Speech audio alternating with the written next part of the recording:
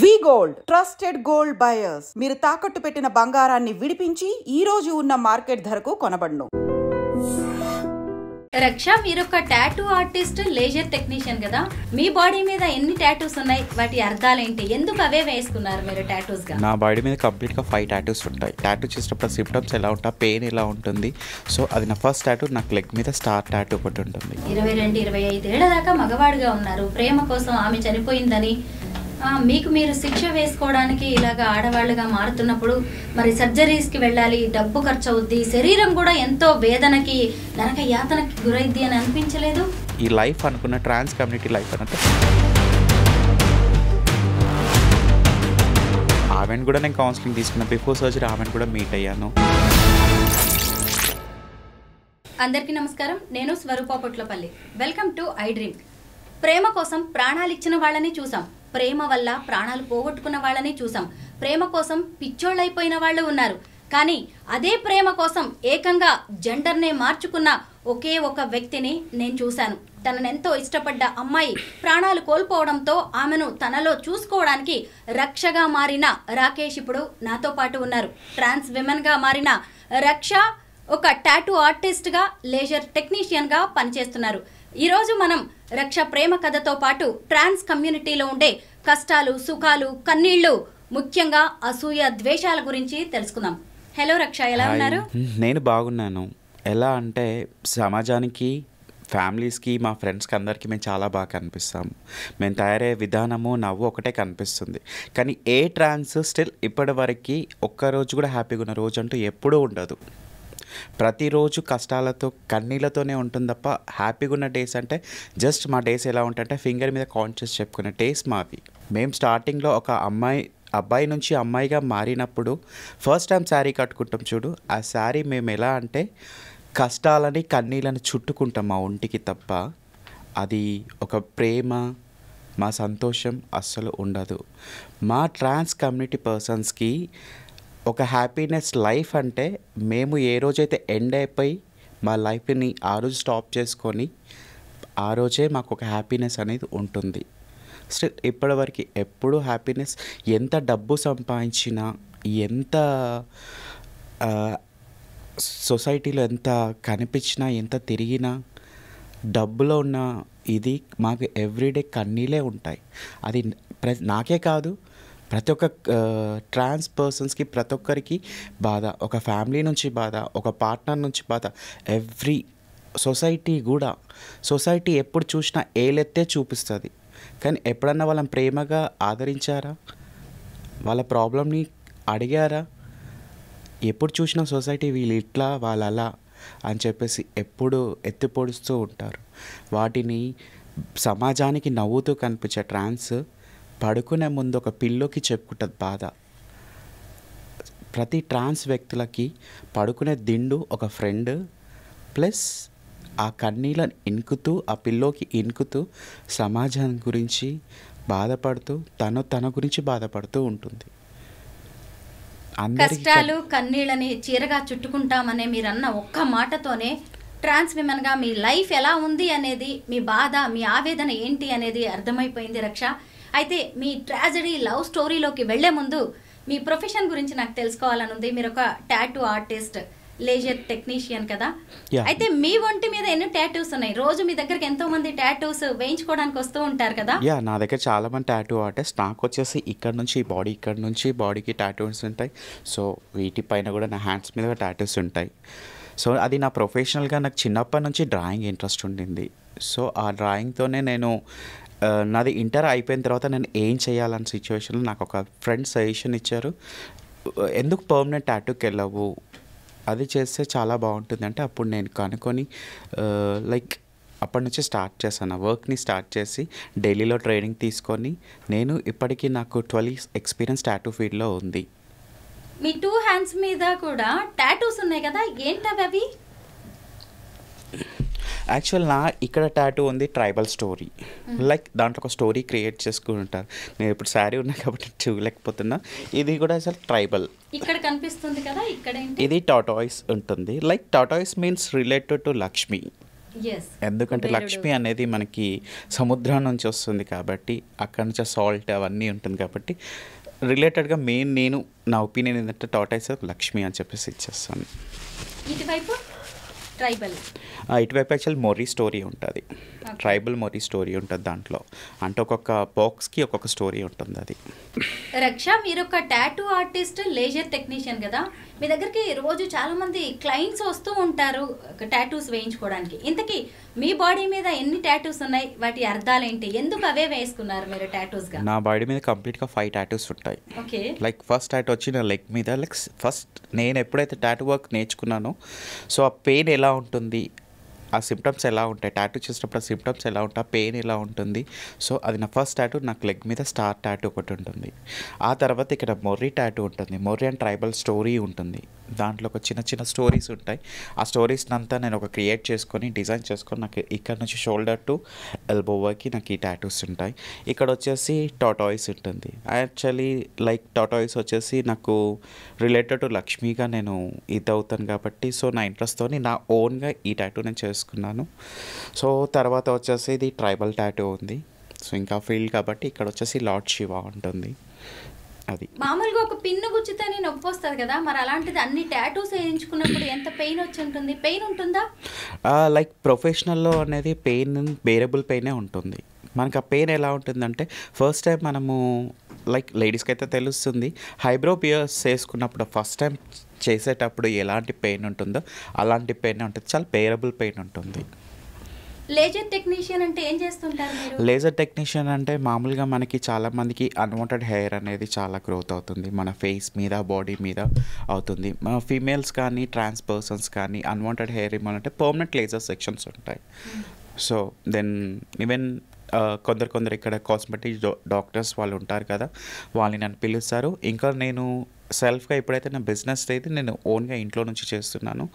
So నాకు trans community పర్సన్స్కి కూడా నేను వాళ్ళకి లేజర్ ఇవ్వడం కానీ అలాంటివి చేస్తూ ఉంటాను లేజర్ టెక్నీషియన్గా. మీ జాబ్, మీ బిజినెస్ ఎలా ఉంది? బిజినెస్ జాబ్ వచ్చేసి నేను హ్యాపీగానే ఉంటున్నాను. కానీ సొసైటీ ఎట్లా ఉంటుందో తెలియదు, ఎలా నా గురించి డిస్కషన్ చేసో తెలియదు. అది ఎందుకంటే నేను అందరిలా చిన్నప్పటి నుంచి రాలేదు. చిన్నప్పటి నుంచి నాకు లైక్ ఒక మెన్గానే పెరిగాను. నా ఇంటర్ డిగ్రీ వరకు కూడా లైక్ ఒక మెన్గానే ఉన్నాను. నేను ఎప్పుడు లైక్ చిన్నప్పటి నుంచి నాకు ట్రాన్స్ నా లోపల ఒక అమ్మాయి తత్వం కలిగిందని ఎప్పుడు నేను అనుకోలేదు. నేను ఇలా అవ్వడానికి కూడా నా ప్రేమ కారణం నాకు. ఎస్, నేను అదే అడగాలనుకుంటున్నాను. మీరు ట్రాన్స్ విమెన్ గా మారడం వెనక ఒక ట్రాజడీ లవ్ స్టోరీ ఉంది కదా. అసలు ప్రేమ కోసం ఎన్నెన్నో చేసిన వాళ్ళని చూశాను, కానీ నేను ఇలా ఏకంగా అబ్బాయి నుంచి అమ్మాయిగా మారడం వెనక ప్రేమ కథ అనేది నన్ను చాలా సర్ప్రైజ్ చేసింది. ఏంటది రక్ష? నా ప్రేమ కథ ఎలా అంటే ఫస్ట్ ఆఫ్ ఆల్ నాకు తెలియకుండా ఆమె నాకు ప్రపోజ్ చేసింది. కొన్ని రోజులు అది ఫ్రెండ్షిప్ అనుకున్నాం. తర్వాత ఆమెలో క్రియేట్ అయింది అదొక లవ్ అని చెప్పేసి. ఎలా అంటే అది ఆమెకి లైక్ మా ఇద్దరికి మ్యాచెస్ సరిగా అవ్వలేదు. జాతకాలు అంటారు కదా, అవి మా ఇద్దరు కుదరలేక కుజదోషం ఏదో చెప్పేసి ఆమె బ్రెయిన్లో ఇదైపోయి దానివల్ల చాలా మెంటల్గా సఫర్ అయ్యి డిప్రెషన్లో వెళ్ళిపోయింది. మీ క్లాస్మేట్ అతను?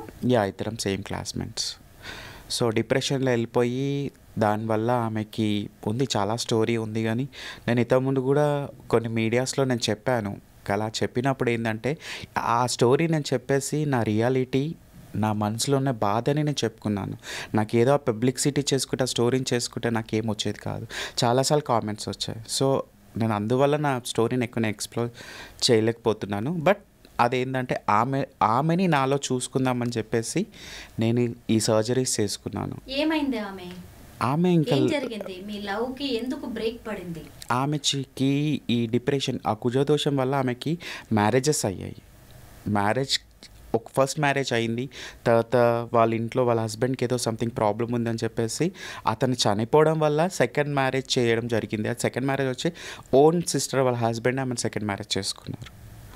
అలాంటి దానికి కూడా అలా చేసుకున్న ఫస్ట్ మ్యారేజ్ చేసుకున్నప్పుడు ఏంటంటే ఆ హస్బెండ్ నాకు ఉండే ప్రాబ్లం వల్లనే హస్బెండ్ చనిపోయాడు ఏమో అన్న థింకింగ్తో ఆమె ఇంకా లైఫ్ని చాలా ఇది అయిపోయి డిప్రెషన్లో అయిపోయి ఆమెకి బ్రెయిన్ క్యాన్సర్ వచ్చేసి ఆ అమ్మాయి లేరు ఇంకా.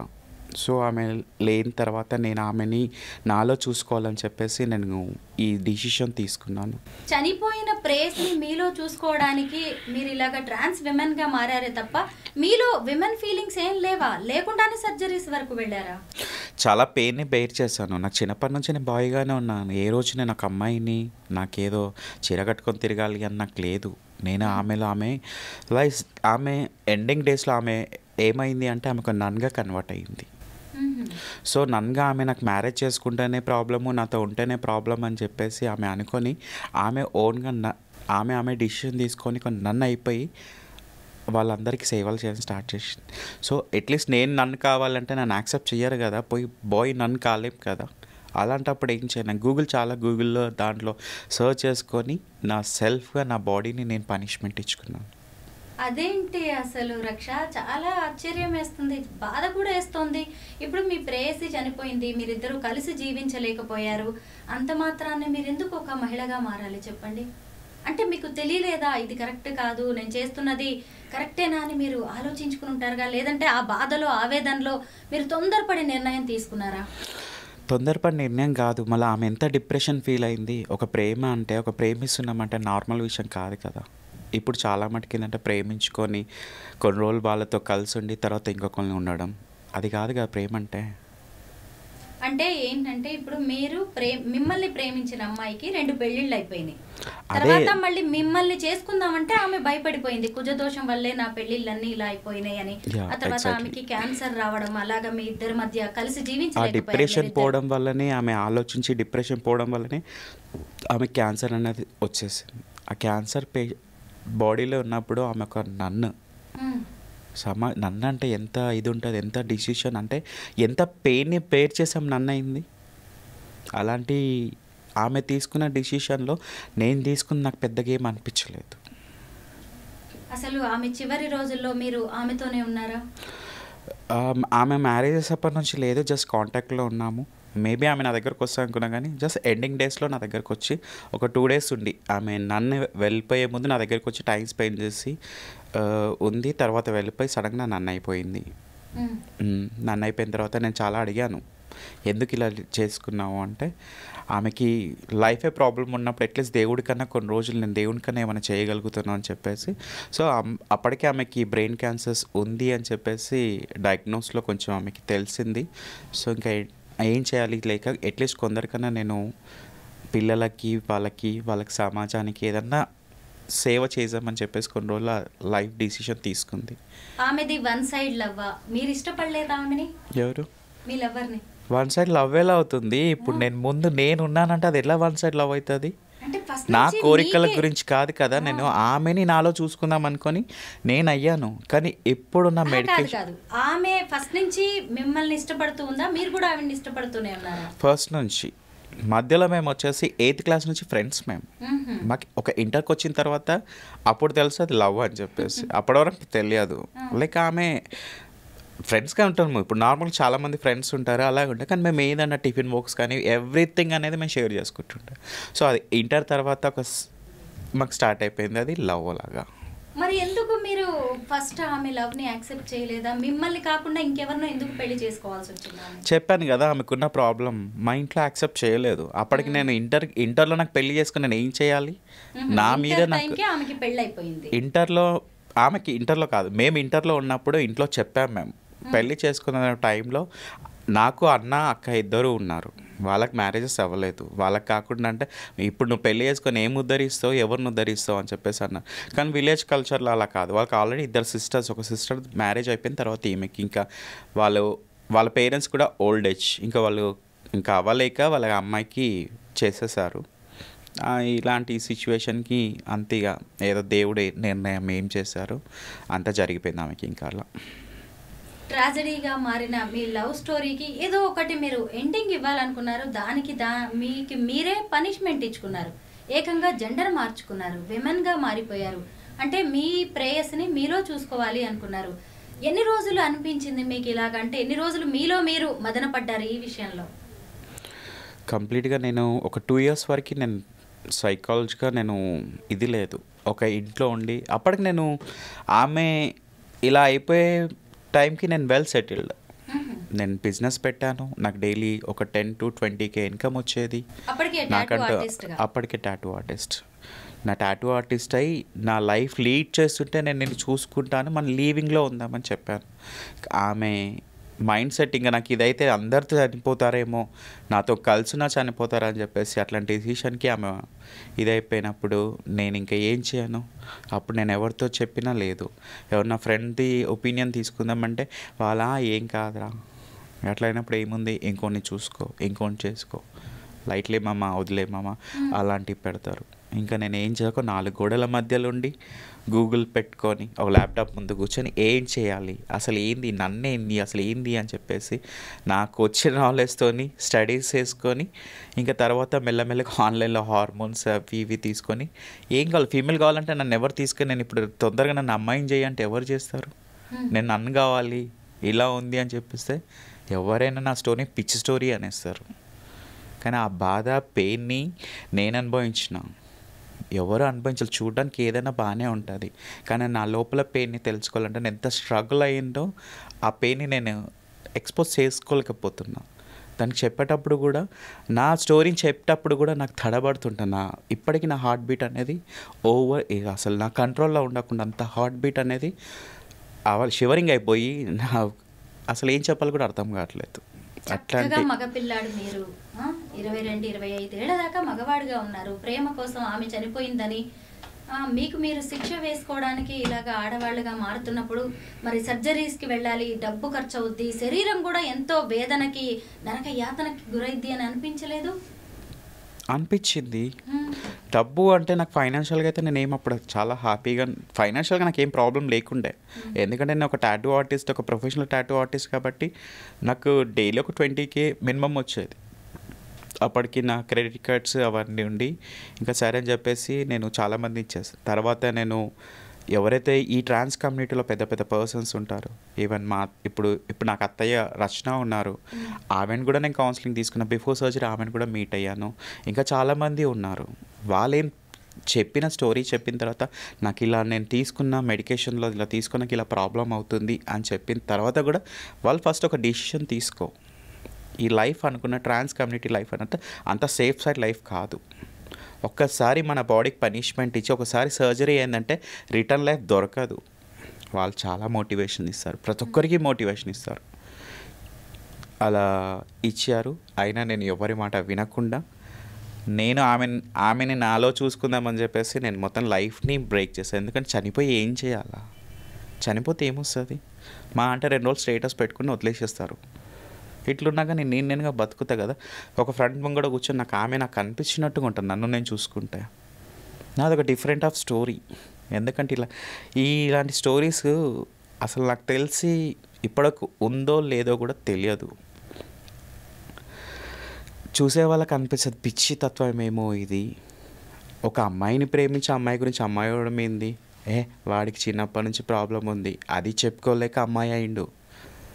అదే నీకు నా లోపల ఉండే పెయిన్, ఒక్క చిన్న 1% పెయిన్ నీకుంటే నా రియాలిటీ, నా లోపల నా ఆవేదన, నా కోపము, ఒక్కొక్కసారి నా బాడీని నేనే ఎందుకు అని చెప్పి కొట్టుకోవాలనిపిస్తుంది.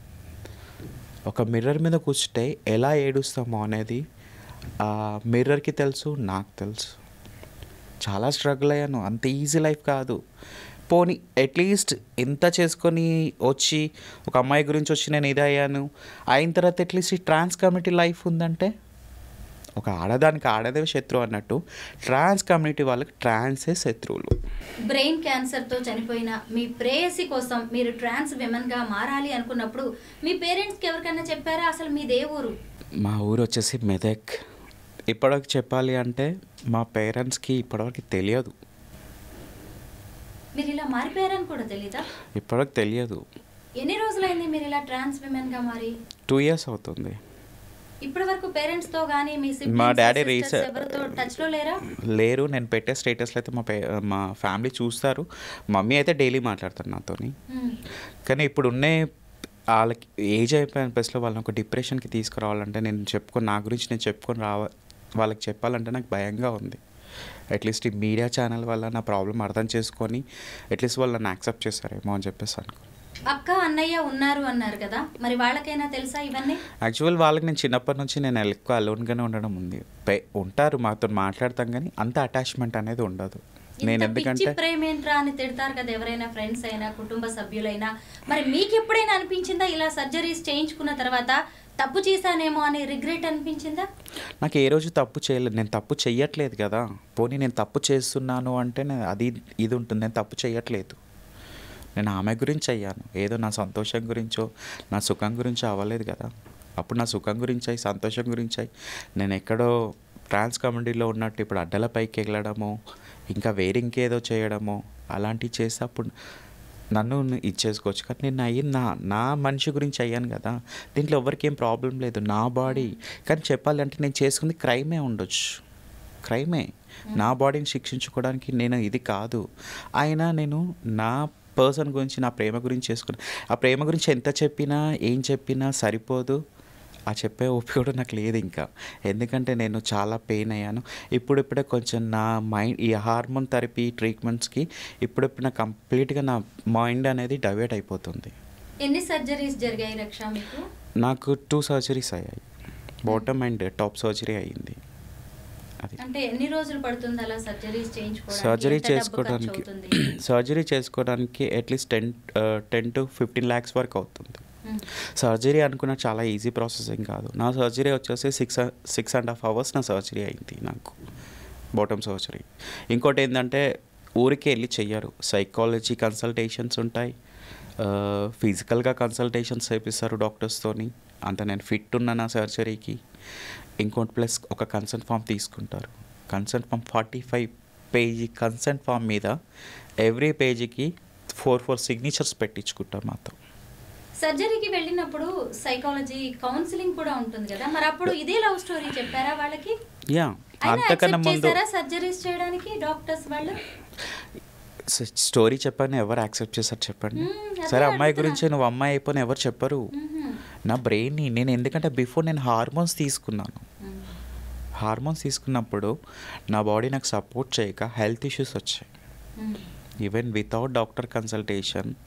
చెప్పాను కదా, నా లైఫ్ అంతా తప్పు చేసుకుంటూ పోయినా. ఒక్కరి గురించి ఆలోచించి లైఫ్ మొత్తం తప్పు చేస్తూ పోయినా. తెలియకుండా హార్మోన్స్ మింగేయడం, తెలియకుండా చేయడము, ఏదో తెలంగాణ ఇంజెక్షన్స్ తీసుకోవడము, అలా అయిపోయాక లైఫ్ మొత్తం అయిపోయాక నా బ్రెయిన్ మొత్తం మీద అయిపోయాక నాకు ఈవెన్ సైకాలజీ వాళ్ళకి కూడా నేను సైకాలజీ కన్సల్టేషన్స్ తీసుకున్నప్పుడు కూడా చాలా బాధపడుతుండే. ఏం చేస్తారు? ఒక 2 స్లీపింగ్ పిల్స్ ఇస్తారు. ఎక్కువ గుండె దడదడ అనిపిస్తుంది, భయంగా ఉంది అంటే ఈ ట్యాబ్లెట్ వేసుకో. ట్యాబ్లెట్ వేసుకుంటే ఏమవుతుంది? నిద్ర పడుతుంది. అట్లా లైఫ్ లాంగ్ నిద్రపోవాలా? అలాంటప్పుడు బతకడం ఎందుకు? అట్లీస్ట్ ఇట్లున్నా నేను హ్యాపీగా ఉన్నాను కదా. నేను ఎవరికైతే ప్రాబ్లం చేయట్లేదు, ఎవరిని ఇబ్బంది పెట్టట్లేదు, నా ఫ్యామిలీని ఇబ్బంది పెట్టట్లేదు. అది కానీ ఇప్పుడు ఒక ప్రేమించి పెళ్ళి చేసుకున్నాక వదిలేసే ఫ్యామిలీ ఏం బాధపడదు. అది ఎందుకు? ప్రేమించి పెళ్ళి చేసుకొని ఎంతో ఘనంగా పెళ్ళి చేసుకొని ఆ వదిలేస్తే ఫ్యామిలీకి అసలు ఇన్సల్ట్ కారు. రక్ష, మీ ప్రేమకి ఇదే సరైన అర్థం అని ఇప్పుడు మీరు భావిస్తున్నారా? ఇలా మీ జెండర్ మార్చుకోవడమే? చెప్పాను, సరైన అర్థం అని నేను అనట్లేదు కదా, నాకు నేనుగా అనుకుంటున్నాను అంతే. నేను సొసైటీ గురించి ఆలోచించలేదు, ఒక ఫ్యామిలీ గురించి ఆలోచించలేదు. ఏ సొసైటీ యాక్సెప్ట్ చేస్తుంది ఇట్లాంటివి చేస్తే? ఇప్పుడు నేను ఆదర్శం కావాలా? రేపు నా వల్ల ఇంకొకరు కూడా తయారు కావాలా? ఇప్పుడు సోషల్ మీడియాలో ఏమవుతుంది, ఒక ట్రాన్స్ చాలా బాగుంటే ఈజీ మనీ గురించి అలా అయిపోతున్నారు. చిన్నప్పటి నుంచి మనకి ఉంటే సరైన కౌన్సిలింగ్ లేదు. మా కమ్యూనిటీ పర్సన్ దగ్గరకు వచ్చేస్తే వాడిని తీసుకొచ్చేసి, అక్క నేను నీలా కావాలి, అక్క నేను ఇట్లా ఉండాలి, అక్క నాకు నీలా కావాలనిపిస్తుంది, నీలా చీర కట్టుకోవాలక్క. అలాంటప్పుడు వాడిని ఏం చేస్తారు వీళ్ళు? అరే పాపం వచ్చాడు, పిల్లోడు వచ్చాడు, వాడి ఏజ్ ఎంత, అసలు ఫ్యామిలీ బ్యాక్గ్రౌండ్ ఏంటి, నీ మీద ఇంకెవరైనా డిపెండ్ అయి ఉన్నారా? ఒకడే కొడుకుంటారు, పేరెంట్స్ వాని మీద డిపెండ్ అవుతారు. అలాంటివి ఆలోచించరు. తీసుకొచ్చేసి వానికి ఒక మార్కెట్ చూపించేస్తారు, ఒక 10 షాప్స్ చూపిస్తాడు. ఆ 10 షాప్స్లో వాడు వెళ్ళి ఒక 500 పట్టుకొచ్చేస్తాడు. నెక్స్ట్ ఏం చేస్తాడు? ఇంకో 10 షాపులు తిరుగుతాడు, 1000 రూపాయలు వస్తాయి. అది ఇంక ఇలా లైఫ్ డైలీ ఒక 500-1000 రూపాయలు వస్తున్నప్పుడు ఇంకేం ఆలోచిస్తాడు? ఫ్యామిలీని ఎవరిని ఏం ఆలోచిస్తాడు? వాని గురించి ఏం ఆలోచించుకుంటాడు? ఈ కమ్యూనిటీకి ఏమైనా కమిషన్ లాంటిది ఇవ్వాల్సి ఉంటుందా? అంటే ఇప్పుడు ఎవరైతే మన దీంట్లో గురువు చేలా సిస్టమ్ ఉంటుంది అన్నట్టు. ఎవరైతే మా గురువు ఉంటారో వాళ్ళకి మనకి సర్జరీస్ తర్వాత పూజలు అవన్నీ చేస్తారు. వాటి టైంలో అయితే వాళ్ళకి మనకి సేవ చేసి మనకి సర్జరీ టైంలో మనకి ఎంతో సేవ చేశారు కాబట్టి ఆ విషయాలు అయితే మనకు కొంచెం చేయాల్సి వస్తుంది వాళ్ళకి. మీకు కూడా అలా చేశారా? నేను సెల్ఫ్గా అయ్యాను. సర్వీస్ వాళ్ళు లేదు కమ్యూనిటీ ఎవరు చేయలేదు. నేను ఎలాంటి ఏది చేయించుకోలేదు. నేను సెల్ఫ్గా అయ్యాను. నా అన్ని ఓన్ డిసిషన్స్, జస్ట్ సజెషన్స్ గురించి మాత్రం నేను ఎన్జిఓస్లో కలిసాను తప్ప ఓన్గా చేసుకున్నాను ఇవన్నీ. మనది పురుషాధిక్య సమాజం. మీరు 25 ఏళ్ళు వచ్చే వరకు కూడా చక్కగా అబ్బాయిలా ఉన్నారు.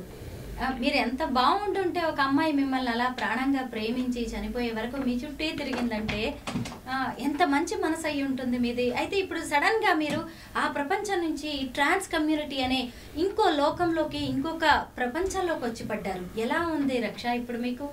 చెప్పాను కదా, ట్రాన్స్ కమ్యూనిటీ వాళ్ళు హ్యాపీగా ఉన్నది అంటే జస్ట్ హ్యాపీగా ఉన్న డేస్ని ఒక ఫింగర్ కౌంటింగ్లో చెప్తాం అంతే. ఏ రోజు ఏ ట్రాన్స్ ఎప్పుడూ హ్యాపీగా ఉండదు. జీవితకాలం మళ్ళీ ఏడుస్తూ కష్టాలతోనే ఉంటుంది. ఆ సొసైటీకి ఏదో అందంగా తయారయ్యి ఎందుకు ట్రాన్స్కి ఎందుకు? ఒక అబ్బాయి నుంచి అమ్మాయిగా అయిన తర్వాత ఒక చీర కట్టుకొని అందంగా అనిపించాలని చెప్పేసి ఎంత షాపింగ్ చేశారు. ఒక స్లిమ్గా వాళ్ళకి సర్జరీ కావాలి అంటే 80 kgs ఉంటే డాక్టర్ సర్జరీ చెయ్యరు. ఒక 3 months టైం ఇచ్చి 60 కిలోలు తగ్గమంటే ఆ 3 months ఎంత కష్టపడతారు? ఒక్కొక్క రూపాయి గురించి 10 మెట్లు ఎక్కి దిగుతూ ఉంటుంది. అలాంటి 10 మెట్లు ఎక్కినప్పుడు వాడిచ్చే 10 రూపాయలకు 10 క్వశ్చన్స్ అడుగుతారు. అసలు నువ్వు ఏంటి, ఢిల్లీయా, నువ్వు బాంబేనా, అది ఏం పెట్టుకుంది లోపల ఏమైనా పెట్టుకున్నామా, రియల్గా ఉన్నాయా, కింద అయిందా? అలాంటి అన్నప్పుడు ఎంత బాధ అనిపిస్తుంది. అదే మీ ఇంట్లో ఒక పర్సన్ని, మీ చెల్లనో అక్కనో మీ అమ్మనో పోయి అట్లా అడుగుతావా? మమ్మల్ని ఎవరు అడిగేటోళ్ళు, మమ్మల్ని ఏమన్నా అంటే ఎవరు అడగరు కదా మిమ్మల్ని. మమ్మల్ని ఎంత హింసిస్తారు. మాకు ఒక సెల్ఫ్ రెస్పెక్ట్ ఉంటుంది కదా. ఆ సెల్ఫ్ రెస్పెక్ట్ దెబ్బతినేంత వరకు ఎట్లా బతుకుతాము, ఎట్లా మాట్లాడతాము? అది ఆ సెల్ఫ్ రెస్పెక్ట్ పోయిన తర్వాత ఇంకా మాకు ఏముంటుంది? ఇంకా ఎవరి గురించి ఆలోచించాలా?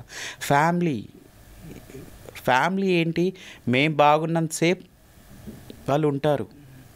మేము ఇంటికి పోయి అమ్మ అక్కకి పెళ్ళి చేసినావు, చెల్లెకి పెళ్ళి చేసినావు, నాకు పెళ్ళి చేసి పంపించావంటే యాక్సెప్ట్ చేస్తుందా? ఎందుకు చెయ్యరు? వాళ్ళు మా పేరెంట్స్ యాక్సెప్ట్ చేస్తారు.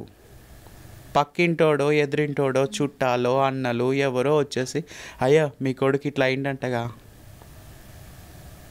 ఎంత ఉంటుంది? నీ ఇంట్లో ఎంత ప్రాబ్లం అయినా బయటకు చెప్పుకోవు.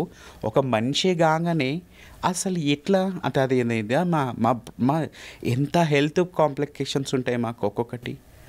మేము ఒక్కొక్క 1 mg 2 mg tablets, hormone tablets తిన్నప్పుడు మా బ్రెయిన్ మాకు కంట్రోల్లో ఉండదు.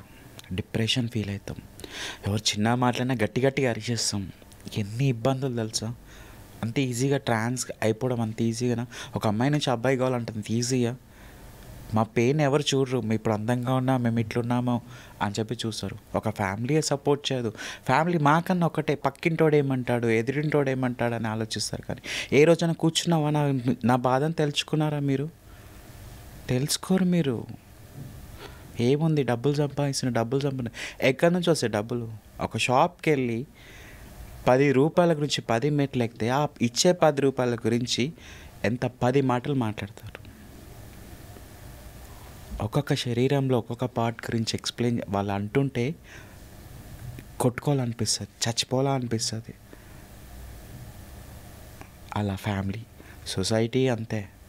సొసైటీకి ఎంతసేపు ట్రాన్స్ అంటే వీళ్ళు ఇట్లా చేస్తారు, వాళ్ళు అది చేస్తారు, వాళ్ళు డబ్బులు హెరాస్మెంట్ చేస్తారు, డబ్బులు ఇవ్వమని బట్టలు ఇప్పేస్తారు. బట్టలు ఎందుకు ఇప్పుతారు?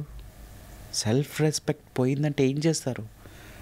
ఎప్పుడో పొద్దున పూట పూజలని పెట్టుకుంటే వెళ్తారు. వాళ్ళతో మంచిగా మాట్లాడి మా దగ్గర ఎంత ఉంది అని చెప్పేసి ఒక ప్రేమతో మాట్లాడితే ఆ ప్రేమ నువ్వు చూపిస్తే రాగానే మీకు ఏం తక్కువ, అసలు ఏంది మీరు, వెళ్ళండి ఇడికించి, పక్కన జరుగు, అలాంటి పెట్టినప్పుడు ఎట్లుంటుంది? ఎంత బాగుంటుంది.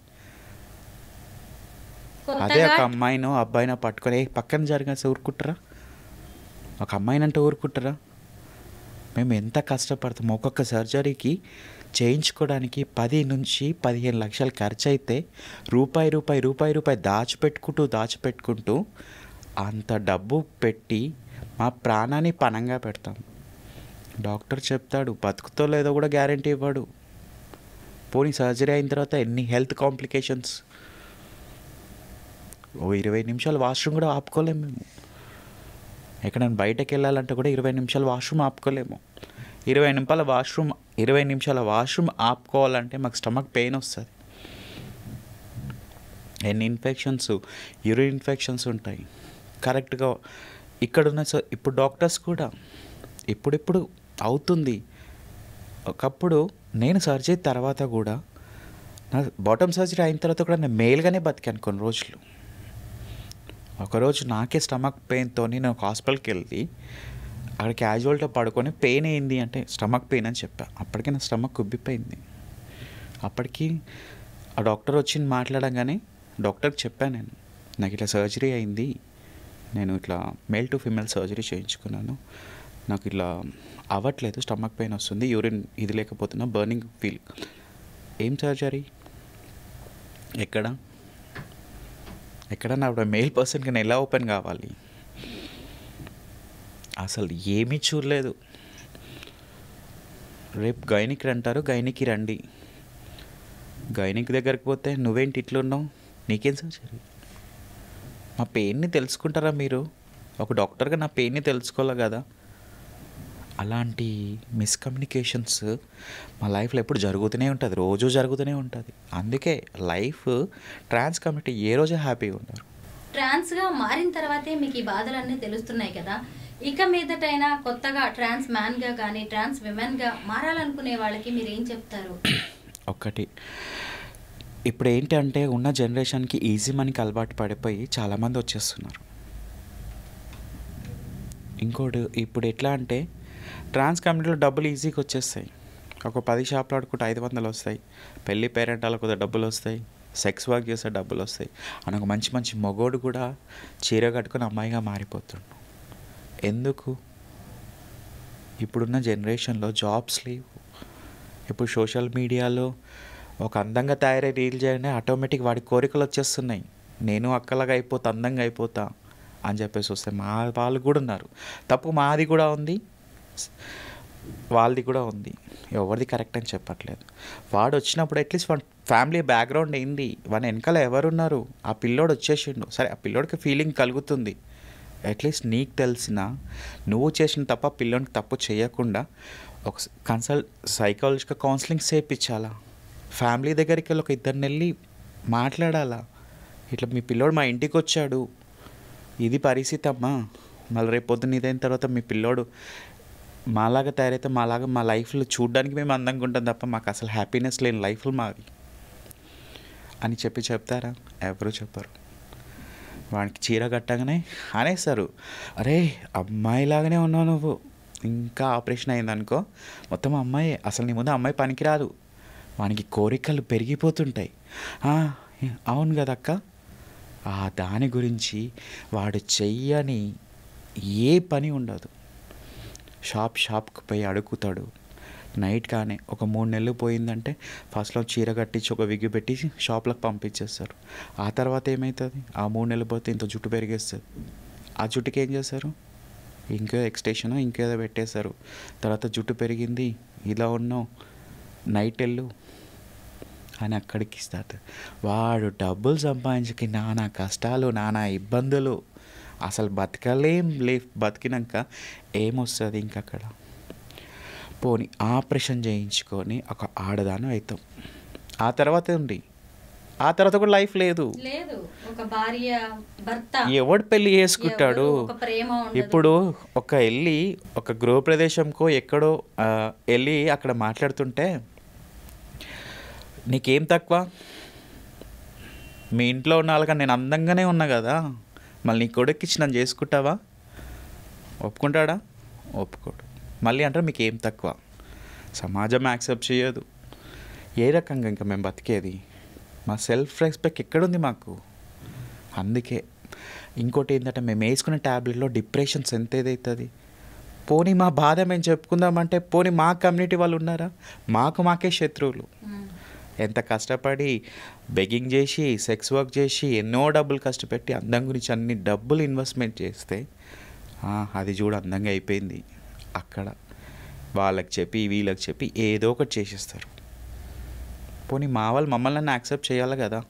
నేను సేమ్ నీలాగానే అన్నప్పుడు మంచి మనసు పెట్టాలి కదా. అలా పెట్టారు. ఎక్కడ కూడా డిస్కమ్యూనికేషన్ చూపించేస్తారు. ఎక్కడ ట్రాన్స్కి లైఫే లేదు. అది ఏ రోజు సుఖంగా ఉండదు. ఏ రోజు చచ్చిన రోజు ఒక్కరోజు సుఖంగా బతికిపోతుంది అంతే. ఆ చచ్చిన శవంతో ఆ పైకి పోయిన తర్వాత దేవుడు ఏం చేస్తాడో తెలియదు, కానీ ఆ చచ్చిపోయిన రోజే ట్రాన్స్ లైఫ్ హ్యాపీగా ఉంటుంది. కలిస్తే కుదిరితే మాత్రం మాట్లాడండి, మంచిగా ఉండండి. మా సెల్ఫ్ రెస్పెక్ట్ దెబ్బతిందంటే ఎవరు ఏ ట్రాన్స్ కాదు ఏ మనిషి ఊరుకోరు. ఎన్ని ఇబ్బందులు పడతాము. ఆడుకోదానికి ఈజీగా డబ్బులు వస్తున్నాయి అంటే మా వెనుకల కష్టాన్ని రాత్రి ఏడిసే ఏడుపులను ఎవరు చూస్తున్నారు? ఎన్ని ఇబ్బందులు ఉంటాయి తెలుసా? అలా ప్రేమించి మోసం చేసే వాళ్ళు కూడా చాలా మంది ఉన్నారు కదా. ఈ మధ్య అంకితా రాజ్ స్టోరీ కూడా చూసాం. అసలు తను ఫస్ట్ నుంచి కూడా మీకు తెలుసు, ఒక అతను పెళ్లి చేసుకోగానే అందరూ కూడా చప్పట్లు కొట్టారు, ఆహా భలే మంచి రోజులు వచ్చాయి ట్రాన్స్ విమెన్కి అనుకున్నాం. కానీ తర్వాత ఏం జరిగింది? మళ్ళీ ఒంటరి అయిపోయింది. ఇప్పుడు ట్రాన్స్ కమ్యూనిటీలో పెళ్ళి అనేది అసలు ఎలా అంటే అట్రాక్షన్ అంతే. వాడికి ఒక అందంగా ఉన్న వ్యక్తిని తినాలి, ఆనందించాలి, వాళ్ళతో కొన్ని టైం స్పెండ్ చేయాలని చెప్పేసి వచ్చే ముందు ఏం చెప్పన్నా, అసలు మా దగ్గరకు వచ్చే ముందు వాళ్ళకి ఫ్యామిలీ కనిపించదు, ఒక బ్రదర్స్ కనిపించరు, ఎవరు కనిపించరు, సమాజమే కనిపించదు. మేమే కనిపిస్తాం, మీతోనే ఉంటాము, నాకు నీ గురించి నేను ఏదైనా ఫైట్ చేస్తా, ఎంతమందితో కొట్లాడేస్తా అన్నీ అంటారు. అది ఎక్కడ అంటారు? 4 గోడల మధ్యలో. 4 గోడల మధ్యలో మేమన్నీ వాళ్ళని ఏంటంటే మేము మేమే పోషించాలా. నువ్వు పెళ్ళి చేసుకుంటే నీకు పెళ్ళాం వస్తే నీ పెళ్ళాన్ని నువ్వు పోషిస్తావు. అక్కడ మేము అట్లా కాదు, రివర్స్. వాళ్ళు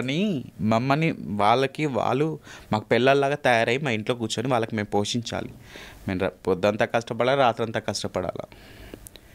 వాళ్ళని క్వశ్చన్ చేసామనుకో అప్పుడు వాళ్ళకి లేని ప్రాబ్లమ్స్ వస్తాయి. నన్ను తిట్టావు, నాకు ఇన్సల్ట్ చేస్తున్నావు, నాకు వాల్యూ లేదు. ఇంత పెద్ద పెరిగి చెట్టంతోడు అయిన తర్వాత నీ పేరెంట్స్కి చెప్తావా వెళ్ళి నేను ఇంట్లోనే కూర్చుంటా, నువ్వు తీసుకురా అంటే మీ అమ్మ తీసుకొస్తుందా? పోనీ మీ నాన్న తీసుకొస్తాడా? పోనీ కట్టుకున్న పిల్లని తీసుకొస్తుందా? వాళ్ళే వాల్యూ ఇయ్యరు. అయినా మేము దానికి కూడా భరిస్తాం. ఎందుకంటే మాకు మొగుడు అంటూ ఒకడు ఉండాలి, వాటితో మా బాధలు చెప్పుకోవాలి. పొద్దంతా కష్టపడతాం, ఎక్కడెక్కడో తిరిగేసి వస్తాం, మేము ఎన్నో ఇబ్బందులు పడతాం. ఎవడెడో రోడ్లో బనాన్స్ ఉంటాడు. ఎంత కామెంట్స్ వేస్తున్నా ఇంటికి వచ్చినాక వాటితో కూర్చొని మాట్లాడి నీకు ఇది ఉంటే వాడు కొన్ని రోజులు మమ్మల్ని ఆనందించి అంతే. ఆ తర్వాత అప్పుడు మా బాధ అర్థం కాదు వానికి, ఇంకో దాన్ని చూసుకుంటాడు. ఈ ట్రాన్స్ లైఫ్లో పర్మనెంట్గా ఎవ్వరు ఉండరు. అలాంటి విషయం తెలుసా, ఎంత దూరంగా ఉంటే అంత మంచిది. ఒక మొగుడి దగ్గర పోవడం చాలా తప్పు. ఎంతమందిని మీరంటారే ఎలా అంటే బయట వాళ్ళు కూడా ఇప్పుడు నాకు ఇలా ప్రాబ్లం అయింది అని నేను చెప్పుకుంటే ఏమంటారు? పోయినలే ఇంకొకడు వస్తాడు, ఏముంది అలా. ఇప్పుడు మీరు మగ వ్యక్తిగా రాకేష్గా ఉంటే మీకు ఒక అమ్మాయి, ఒక భార్య వచ్చి ఉండేది. మరి ఇప్పుడేమో ఇలా రక్షగా మారారు, ట్రాన్స్ విమెన్ అయ్యారు. ఇప్పుడు మీకంటూ ఒక లైఫ్ పార్ట్నర్ ఉండరు, ఒక భర్త అనేవాడు ఉండడు. మీకు ఇవన్నీ తెలుసు కదా? ఇవన్నీ తెలుసు. ఫస్ట్ ఏంటంటే నేను డిసైడ్ చేసుకుని నా ప్రాబ్లం వల్ల నేను అన్నప్పుడు ఇవన్నీ నాకు తెలియదు. ఒంటరితనం, జీవితాంతం ఒంటరిగా బతకాలి, అది పనిష్మెంట్. ఇంకా నేను చేసుకున్న పనిష్మెంట్ సొసైటీ ఇచ్చే పనిష్మెంట్గా చెప్పుకోలేదు అంతే. ప్రేమికులకు మీరేం చెప్తారు? మా ట్రాన్స్ పర్సన్స్కి అయితే ఎంత దూరం ఉంటే అంత మంచిది. వాని ప్రేమ, వాడు చెప్పుడు మాటలకి, దొంగ మాటలకి నమ్మి ఇచ్చేసుకుంటే ఉండదు. ట్రాన్స్ అసలు వాడు ఒక్కడు ఎలా అంటే వాడు మనతో ఒక 3 నెలలు 2 సంవత్సరాలు మనతో ఉంటాడు. పక్కన నా చెల్లో, ట్రాన్స్ కంపెనీలో నా చెల్లో, ఇంకెవరో నా ఫ్రెండో నాకన్నా అందంగా ఉందంటే దానికి గొక్కుతాడు.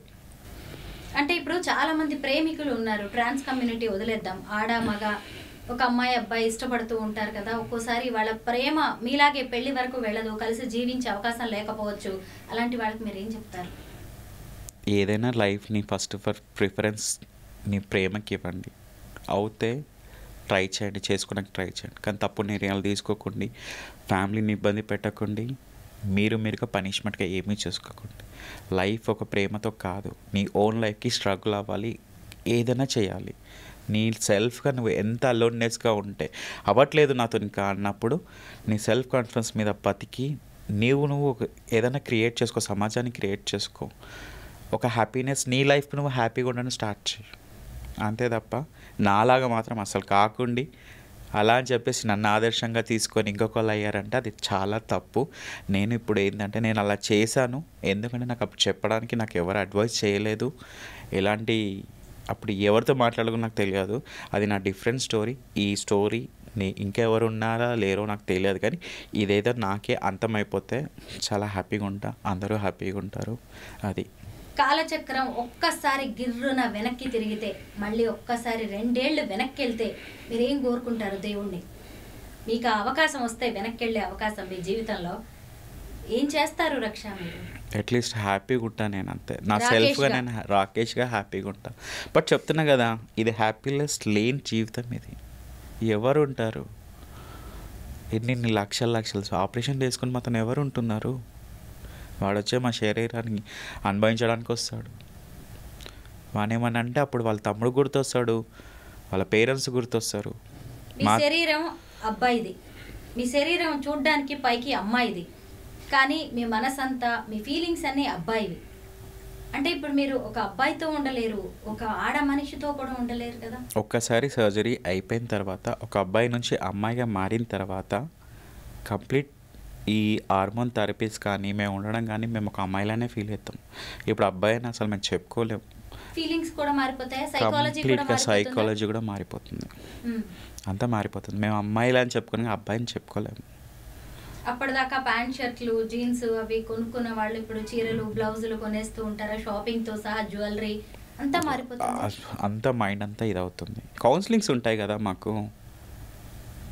ఏదో ఆపరేషన్ చేసుకుని నేను అబ్బాయినే కదా అని ఎట్లా అనుకుంటాను? నేనుగా అమ్మాయిని డిసైడ్ అయితేనే కదా నా మైండ్ సెట్ అనేది నాకు చేంజ్ అవుతుంది, అలా ఉంటుంది. మొత్తానికి మళ్ళీ వెనక్కి వెళ్ళే అవకాశం వస్తే మీరుగానే బతకాలని కోరుకుంటున్నారు, కానీ వెనక్కి ఇంకా ఏం వెళ్తాము?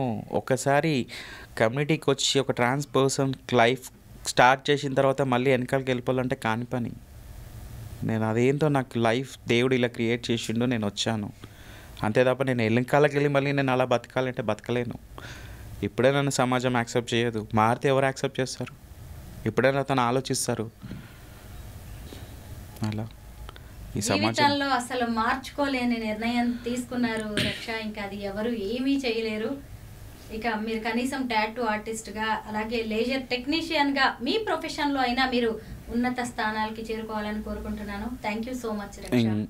Thank you so much. నేను ఒకరికి నేను ఈ ప్రోగ్రామ్ నుంచి నేను వాళ్ళకి థ్యాంక్స్ చెప్పుకుందాం అనుకుంటున్నాను.